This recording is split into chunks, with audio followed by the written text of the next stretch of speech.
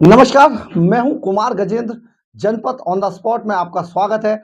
हमारे एक दूसरे social media platform podcast with Kumar Gajendra में भी आपका स्वागत है। अब हम आपको बताते हैं ये जो केजरीवाल एपिसोड हुआ है, दरअसल ये पूरा मामला है क्या। ये एक बहुत बड़ा अंतर्राष्ट्रीय षड्यंत्र था जो भारत के खिलाफ भारत विरोधी ताकतें देश के बाहर बैठकर तय करती हैं कि भारत जैसे देशों में आखिर सरकार किसकी होनी चाहिए। ये पूरा मामला जिस तरीके से प्रकाश में आया और जिस तरीके से इसमें जो मोहरे का काम किया, वो काम किया अरविंद केजरीवाल ने। यानी कि अरविंद केजरीवाल एक ऐसे नेता हैं जो अपने आप को बचाने के लिए देश को भी बेच सकते हैं।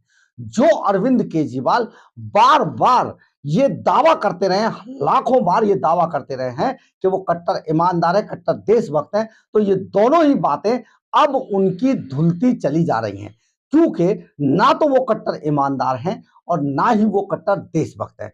ये बात आपको मैं एक इस बात से बताना चाहता हूं, हमारे सोर्सेज ने जो आप सारी चीजें बताई हैं कि इस सब के पीछे एक पूरी अंतरराष्ट्रीय प्लानिंग थी। आप इसको ऐसे समझ के देखिए कि सबसे पहले चुनावों से पहले पहले आप यहां से समझिए कि अक्टूबर महीने में अरविंद केजरीवाल को सम्मन आता है ईडी का। उन्हें पूछताछ के लिए बुलाया जाता है। वो ईडी की इसमें अभी तक यहां पर ईडी के वो आरोपी नहीं थे, उनको सिर्फ पूछताछ के लिए ईडी बुलाती है। इसके बाद एक बार वो जाते भी हैं, लेकिन दोबारा में वो नहीं जाते और 9 सम्मन लगातार एक के बाद एक स्टेप बाय स्टेप 9 सम्मन को रद्दी की टोकरी में फाड़ कर फेंक देते हैं। एक बात, ये टाइमिंग आप समझने की कोशिश करिए कि हर हाल में इस टाइम तक लाना था कि चुनावों से एन पहले ईडी इतनी परेशान हो जाए कि उन्हें वो गिरफ्तार कर ले। अब आ गया चुनावों का टाइम। इसके बाद इस टाइमिंग को देखिए कि एक सुप्रीम कोर्ट के अंदर एक याचिका दायर की जाती है जिसमें इलेक्टोरल बॉन्ड को पब्लिक किए जाने की याचिका लगाई जाती है कि वो जो इलेक्टोरल बॉन्ड है जिसको प्रधानमंत्री नरेंद्र मोदी की सरकार ने इसलिए इलेक्टोरल बॉन्ड को लाया गया था कि अब से पहले, यानी इलेक्टोरल बॉन्ड से पहले, देश में आने से पहले जितना भी चंदा राजनीतिक पार्टियों को दिया जाता था वो चंदा हमेशा गुप्त रूप से होता था। ना तो देने वाले का पता चलता था ना लेने वाले का पता चलता था। किसने कितना चंदा पार्टी को दिया, यानी कि जो धन्ना सेठ होते थे या जो राजनीति के जो पार्टियों के जो पर्दे के पीछे काम करने वाले फाइनेंसर होते थे, वो कितना ही भी पैसा उनको देते थे, चाहे वो हवाला से लाए, चाहे वो देश को बेच के लाए, किसी भी तरीके से लाए, लेकिन पार्टियों को चंदा देके उन पार्टियों के पक्षधर हो जाते थे और वो पार्टियां उन लोगों को हमेशा बचाती रहती थी। लेकिन इसको डिजिटल करने के लिए प्रधानमंत्री नरेंद्र मोदी की सरकार एक इलेक्टोरल बॉन्ड लाई। ये इलेक्टोरल बॉन्ड जो है पब्लिकली था और जो भी आदमी एक पैसे का भी इलेक्टोरल बॉन्ड अगर बैंक जाके, इस एसबीआई के जो बैंक है उसको इसकी जिम्मेदारी दी गई थी, तो कोई भी आदमी अगर मान लीजिए 1 रुपए का या 1 करोड़ रुपए का इलेक्टोरल बॉन्ड अगर एसबीआई में जाकर खरीदता है तो उसका बाकायदा रिकॉर्ड रखा जाता था। यानी कि अगर ए ने कोई इलेक्टोरल बॉन्ड खरीदा तो ए का पूरा नाम होगा, एड्रेस होगा, उसका आधार कार्ड अटैच होगा, उसकी पूरी डिटेल बैंक के पास मौजूद होती थी। अब किसको ये इलेक्टोरल बॉन्ड दिया जाना है, ये उस व्यक्ति के ऊपर निर्भर करता था। जब वो किसी पार्टी को इलेक्टोरल बॉन्ड देता था तो उस पार्टी की जो बैलेंस शीट थी वहां पर उसका पूरा डेटा आता था। यानी कि ए ने इस तारीख को इतने करोड़ या 1 रुपए का इलेक्टोरल बॉन्ड दिया तो ये एंट्री उस पार्टी की बैलेंस शीट में होती थी। इसका मतलब ये हो गया कि ये पूरा डिजिटल हो गया और डिजिटल होने के बाद इसकी पूरी जानकारी पब्लिकली, जो एक तरीके से गुप्त नहीं रही, वो बैंक और उसकी बैलेंस शीट में पार्टी की में आती थी। 2 बात। अब इसमें एक याचिका सुप्रीम कोर्ट में दायर की जाती है, उसमें मांग की जाती है इन सभी इलेक्टोरल बॉन्ड को पब्लिक कर दिया जाए। सुप्रीम कोर्ट ने इस याचिका को स्वीकार किया और देश के हित में इस याचिका पर काम करते हुए इलेक्टोरल बॉन्ड को पब्लिक कर दिया। अगर यहां पर जो हमारी केंद्र में जो सरकार है, अगर उसके मन में कोई भी लालच होता और अगर ये कोर्ट या कानून को किसी तरीके से इफेक्ट कर पाते, तो शायद इलेक्टोरल बॉन्ड का पूरा डेटा सामने नहीं आता। लेकिन ऐसा हुआ नहीं। इलेक्टोरल बॉन्ड का डेटा सामने आया और आम आदमी पार्टी ने उसमें से सिर्फ निकाला कि जो शरत रेड्डी की जो फार्मा कंपनी थी, अरविंद फार्मा, उसने 55 करोड़ रुपए भारतीय जनता पार्टी को दिए थे। अब यहां से पकड़ लेते हैं कि देखिए किस तरीके से पूरी साजिश रची गई। एक एप्लीकेशन, एक याचिका फाइल की गई सुप्रीम कोर्ट में, फिर शरद चंद्र रेड्डी की कंपनी को निकाला गया। कंपनी में से सिर्फ 55 करोड़ का हिसाब आज आम आदमी पार्टी ने उसको हल्ला मचा दिया कि किस तरीके से, यानी कि बहुत पहले से ये बदनाम करने की भारतीय जनता पार्टी को एक पूरी साजिश थी। इसका पूरा प्लान किया गया और इसको अमली जामा पहना दिया गया। 55 करोड़ रुपए सामने आ गए, लेकिन इसमें 55 करोड़ रुपए की डेट कोई नहीं बता रहा आम आदमी पार्टी का कि ये 55 करोड़ रुपए अरविंद फार्मा से किस डेट को लिए गए। लेकिन आम आदमी ने इसको सीधे सीधे जोड़ दिया कि अरविंद फार्मा से ये पैसे लिए गए, भारतीय जनता पार्टी ने लिए, शरद चंद्र रेड्डी को छोड़ने की एवज में लिए। ये बात, अब आप इसको यहां तक समझिए। इस पर पूरा हल्ला मचाया गया। लेकिन अब हम आपको एक ऐसी बात बताते हैं जिसका सीधा सीधा संबंध सीआईए से है कि किस तरीके से सीआईए हमारे देश के अंदर हमारी सरकारों को गिराकर हमेशा अपनी मनपसंद के लोगों को राजनीति के मोहरे बनाकर उनको सबसे उच्च पदों पर बिठाना चाहते हैं। ये जो बांग्लादेश में एक नेशनलिस्ट पार्टी है, बांग्लादेश नेशनलिस्ट पार्टी यानी कि बीएनपी, जो शेख हसीना की सबसे कट्टर पार्टी है, दुश्मन पार्टी है, और मोदी सरकार को या हिंदुत्व का जो एजेंडा है उसको भारत में वो बिल्कुल पसंद नहीं करती है। ये जो बीएनपी पार्टी है, इसका एक बड़ा नेता है बीएनपी का, उसका भाई है मुस्तकीन फजल अंसारी। मुस्तकीन फजल अंसारी ये एक जर्नलिस्ट डेवलपमेंट नेटवर्क है, जेडीएन, उससे जुड़ा हुआ है। इसके अलावा एक और एनजीओ टाइप की जो है, जिसको अमेरिका का जो राजनयिक होल्ड करता है, राइट टू फ्रीडम। ये जो राइट टू फ्रीडम है, इसको सीआईए फाइनेंस करता है। देखिए, राइट टू फ्रीडम को सीआईए फाइनेंस करती है और सीआईए किसको फाइनेंस करती है? मुस्तकीन फजल अंसारी को, जो बांग्लादेश का रहने वाला है और वो अमेरिका, यूएन, इन जगहों पर एक बड़े जर्नलिस्ट के तौर पर जाना जाता है। लेकिन अभी तक उसने जितने भी काम किए हैं वो भारत के अंदर मोदी सरकार को गिराने के काम किए हैं। राहुल गांधी के साथ बाकायदा पब्लिक डोमेन में उसकी एक फोटो भी आ गई है और जो एक सोरेसिस है उसके साथ राहुल गांधी की फोटो है। सोरेसिस भी इन्हीं दोनों नेटवर्क के लिए काम करता है और जो मुस्तकीन फजल अंसारी है उसका एक साथी है, बड़ा मीडिया हैंडलर है ये। तो आप ये समझिए कि इन लोगों ने जो अभी यूएन और जर्मनी जो तिल मिलाया, पूरी दुनिया के अंदर किसी देश ने इस बात पर सवाल खड़े नहीं किए कि अरविंद केजरीवाल को गिरफ्तार क्यों कर लिया गया। लेकिन जर्मनी और अमेरिका सबसे ज्यादा तिल मिलाए, इसलिए तिल मिलाए कि जो मुस्तकीन फजल अंसारी और सोरोस के माध्यम से जो पैसा वो अरविंद केजरीवाल एंड कंपनी को भिजवा रहे थे भारत में नरेंद्र मोदी की सरकार को गिराने के लिए, वो उनका पूरा पैसा बर्बाद हो गया। क्योंकि यहां पर ये अरविंद केजरीवाल को जिस ढंग से गिरफ्तार कर लिया गया वो सचमुच बहुत चौंकाने वाला था। हम आपको इस बीच में एक बात और बहुत अच्छी बताते हैं जो आपको नोट कर लेनी चाहिए। हम और आप तक इतने नेटवर्क, इतने जो सोर्सेज हैं नहीं आ पाते हैं जितने प्रधानमंत्री के पद पर बैठे हुए व्यक्ति के पास इंफॉर्मेशन आती है। देश और दुनिया से एक एक इंफॉर्मेशन उनके पास होती है।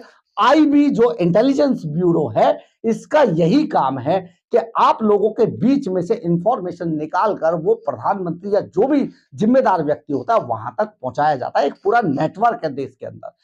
तो जो प्रधानमंत्री नरेंद्र मोदी को किस तरीके से आने वाले चुनावों में शिकस्त देकर केजरीवाल जैसे आदमी को बना दिया जाए, ये पूरी प्लानिंग सीआईए का षड्यंत्र था, ये पूरी प्लानिंग थी। अब सीआईए ने क्या किया कि अरविंद केजरीवाल जैसे ही गिरफ्तार होते हैं उनके लिए सीआईए ने पूरा ताना बाना बुन के ये सारा नेटवर्क खड़ा किया।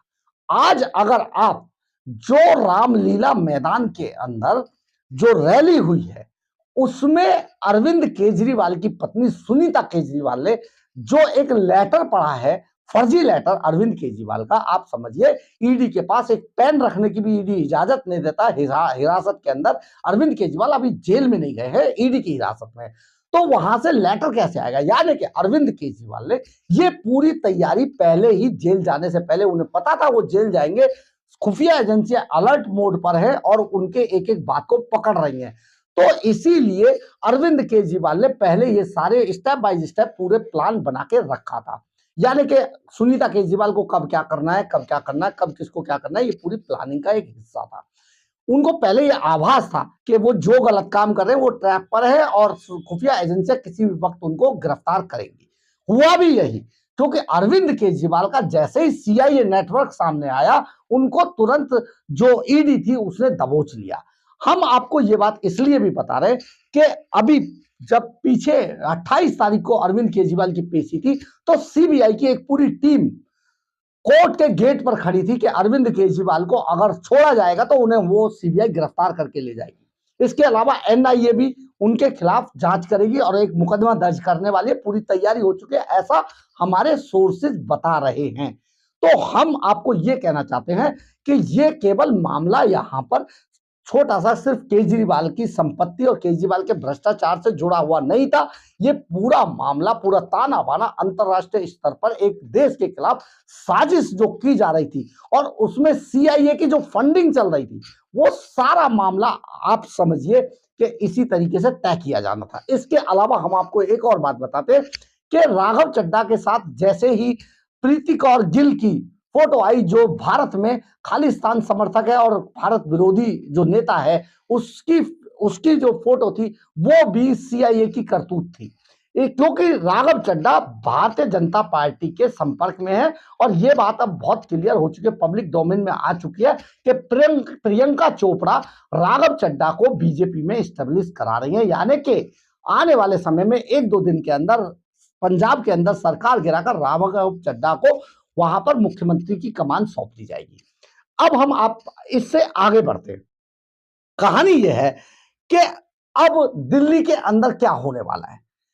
दरअसल है क्या, दिल्ली के अंदर आज अरविंद केजरीवाल की पेशी है कोर्ट के अंदर। 1 अप्रैल को कोर्ट में उन्हें बुलाया है।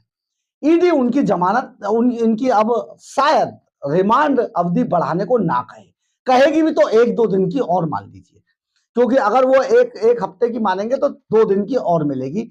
अरविंद केजरीवाल सपोर्ट नहीं कर रहे हैं। सबसे बड़ी बात है, ईडी ने जिस तरीके से पूरी कार्रवाई की है और कोर्ट में रखी है, सारी चीजें कोर्ट के सामने आ चुकी हैं। अब अगर अरविंद केजरीवाल को आज तिहाड़ जेल भेज देती है कोर्ट, तो जो एलजीबीके सक्सेना है वो दिल्ली के अंदर संवैधानिक संकट की घोषणा कर देगी। संवैधानिक संकट की घोषणा करने के बाद तो हाई कोर्ट पहले ही ये लीड दे चुका है, एक तरीके से नजीर लिख चुका है कि ये सारा मसला राजनीति का है और कार्यपालिका में न्यायपालिका हस्तक्षेप नहीं करेगी और जो भी करेंगे इसके लिए वहां पर एलजी मौजूद है, वीके सक्सेना।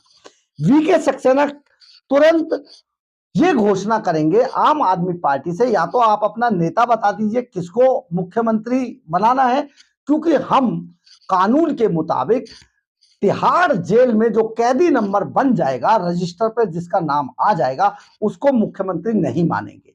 ये एलजी वीके सक्सेना बता देंगे और इसके बाद उनसे एक नाम मांगा जाएगा आम आदमी पार्टी से कि अपना एक नाम दे दीजिए जिसको सीएम बना दें। अगर नाम आता है तो ठीक है, नहीं तो दिल्ली के अंदर राष्ट्रपति शासन लगाने की घोषणा कर दी जाएगी और बाद में जो लोकसभा चुनाव है उसी के साथ ही दिल्ली विधानसभा का भी चुनाव करा दिया जाएगा। ये पूरा एक एक पूरा प्लान है, पूरा एक कानूनी जो संवैधानिक है, यानी कि संविधान की रक्षा करना दिल्ली के अंदर एलजी की जिम्मेदारी है। एलजी एडमिनिस्ट्रेटिव हेड है और वही इस सारे मामले को देखेंगे। तो बहुत जल्दी आप ये समझेंगे इस अंतरराष्ट्रीय जो साजिश थी सरकार गिराने की। आप अरविंद केजरीवाल की पत्नी ने आज जो रामलीला मैदान से जो पत्र पढ़ा उसमें कहीं भी दिल्ली के लोगों को संबोधित नहीं किया गया। आप इस बात को बहुत अच्छे से समझिए, उनके भाषण निकाल के देख लीजिए। उन्होंने पूरे देश के 140 करोड़ लोगों को संबोधित कर दिया पत्र के जरिए। सबसे बड़ी बात ये, राजनीति के अंदर अभी एबीसीडी की भी ज्ञान ना रखने वाली सुनीता केजरीवाल, आप इनकी घाघ राजनीति, घाघ दिमाग को समझने की कोशिश कीजिए कि जो महिला आईआरएस तो है, पढ़ी लिखी तो है, इसमें कोई शक नहीं है, लेकिन राजनीति का उसको एबीसीडी भी नहीं पता है। जितना भी देखा है उसने अपने पति को राजनीति में देखा है, लेकिन आज वो चुपके से अपने साथ एक पत्र लाती हैं। कांग्रेस और घटक दलों की पूरी प्लानिंग थी कि आज मंच के ऊपर सुनीता केजरीवाल को बुलाकर रुलाया जाए और जब वो रुदाली बन जाए कल्पना सोरेन और सुनीता केजरीवाल, तो इसका फायदा घटक दलों को यानी कि जो इंडी अलायंस है उसको पूरे को होगा। लेकिन ऐसा हुआ नहीं। सुनीता केजरीवाल अपने साथ चुपके से एक लेटर लाई थी जिसकी जानकारी उन्होंने किसी को नहीं दी और मंच पर आते ही उन्होंने अरविंद केजरीवाल को आपका भाई, आपका बेटा और शेर है, कट्टर देशभक्त है, ईमानदार है, ये सारे रटे रटाए, ये सारे हर आदमी की जबान पर यही है, यही शब्द हैं। इन लाइनों को बोलने के बाद उन्होंने वो पत्र पढ़ दिया और उस पत्र के अंदर 140 करोड़ देशवासियों को संबोधित किया, ना कि दिल्ली के लोगों को। यानी कि बहुत क्लियर था कि अरविंद केजरीवाल को सीआईए और जो दूसरी एजेंसियां थी, आपको हमने पिछले दिनों गुरपतवंत सिंह पन्नू का वीडियो डालकर यह खबर भी आपको बना के भेजी थी कि देखिए किस तरीके से 133 करोड़ रुपया गुरपतवंत सिंह पन्नू ने देश के अंदर खालिस्तानी आतंकवादी देविंदर सिंह भुल्लर को छोड़ने की एवज में 133 करोड़ रुपया दिया था। ये हम नहीं बोल रहे, गुरपतवंत सिंह पन्नू खुद बोल रहा है, उसने खुद वीडियो बनाकर डाला। तो जो आदमी आतंकवादियों से, दूसरे देशों की एजेंसियों से, दूसरे देशों के सहारे से पैसा लेकर अगर वो देश के अंदर एक चलती हुई सरकार को गिराने की कोशिश करता है, तो वो कैसे वो व्यक्ति देशभक्त होता है, कैसे वो कट्टर ईमानदार है, इसका आप खुद ही सवाल का जवाब आपको इससे अच्छा, आपसे अच्छा कोई नहीं जान सकता है।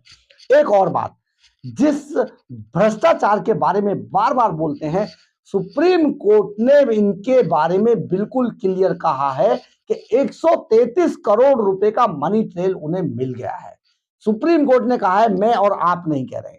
दूसरी बात, जितने भी 45 करोड़ रुपए जो गोवा गए थे उसका भी पूरा ट्रेल इनके पास है, ईडी के पास है। इसके अलावा 100 करोड़ रुपया जो लिया था उसका भी पूरा ट्रेल इसके पास है और जिसने दिया था के कविता, वो भी अब तिहाड़ जेल की जेल नंबर 6 में रह रही हैं। उन्होंने भी सारा कच्चा चिट्ठा खोल के रख दिया है। तो ये सारी जो अंतरराष्ट्रीय प्लानिंग है, अरविंद केजरीवाल किस तरीके के इंसान हैं या उनकी पार्टी किस तरीके की है या उनकी सोच कैसी है, आप इसका अंदाजा इसी से लगा लीजिए। क्योंकि ये अंतरराष्ट्रीय साजिश जो देश को बर्बाद करने के लिए की जाती रहती है, क्योंकि जर्मनी और अमेरिका जैसे देश ये नहीं चाहते हैं कि भारत जैसा देश जो कल तक उनके कब्जे में था, आज वो निकलकर उनके बराबर की सीट पर बैठ जाए, ये कोई देश नहीं चाहता। और इसीलिए इन सरकारों को, प्रधानमंत्री नरेंद्र मोदी की सरकार को गिराने की जो अंतरराष्ट्रीय साजिश चल रही थी, हमने आपके सामने उसकी परत दर परत खोलकर रख दी है। अगर आपको हमारी खबर अच्छी लगी हो तो आप इसे लाइक, सब्सक्राइब और शेयर जरूर करें। कमेंट्स बॉक्स में अपनी राय जरूर लिखें, इससे हमें ऊर्जा मिलती है। अगर आप हमारे चैनल पर नए हैं, आपको लगता है कि हम आपको कुछ जानकारी उपलब्ध करा पाते हैं, तो आप हमारे चैनल को ज्वाइन जरूर कर लें। इसके अलावा अगर आप हमें आर्थिक रूप से मदद करना चाहते हैं तो आप हमारे सुपर थैंक्स के बटन को दबाकर हमें आप आर्थिक रूप से मदद भी कर सकते हैं। जय हिंद, जय भारत।